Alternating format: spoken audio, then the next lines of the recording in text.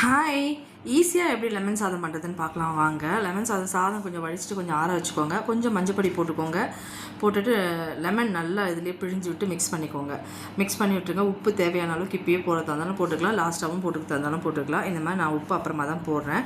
இந்த மாதிரி மிக்ஸ் பண்ணி விட்டுக்கோங்க. வெறும் லெமனை போட்டுட்டு நம்ம ஆயில் போட்டு கடுகு போட்டு காஞ்ச மிளகாய் 2 போட்டுட்டு நம்ம வந்து பருப்பு போடணும். பருப்பு போட்டால் தான் பிடிக்கும். கொஞ்சோன்னு உளுத்தம்பருப்பு கடலைப்பருப்பு கொஞ்சம் போட்டு நல்லா ஃப்ரை ஆகட்டும்னு விட்டுருங்க. பெருங்காய பவுடர் போட்டுக்கோங்க. நெக்ஸ்ட் வந்து பொடியாக நறுக்கின இஞ்சி, பச்சை மிளகா, கருவேப்பிலை. இஞ்சி நான் எப்பயுமே போடுவேன் இந்த சாதத்துக்கெலாம், ரொம்ப ஃப்ளேவர்ஃபுல்லாக இருக்கும். நல்லா இந்த மாதிரி நல்லா ரோஸ்ட் ஆகட்டும்.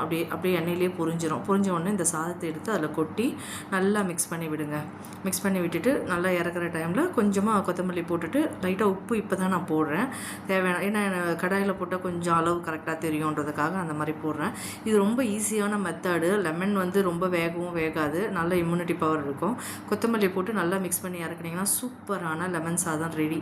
ரொம்ப சிம்பிள், ரொம்ப சீக்கிரமாக பண்ணலாம். இந்த குழம்பு வச்சுலாம் பண்ண தேவையில்லைங்க. அப்படி சேர்ந்து லைக் பண்ணுங்கள், ஷேர் பண்ணுங்கள், சப்ஸ்கிரைப்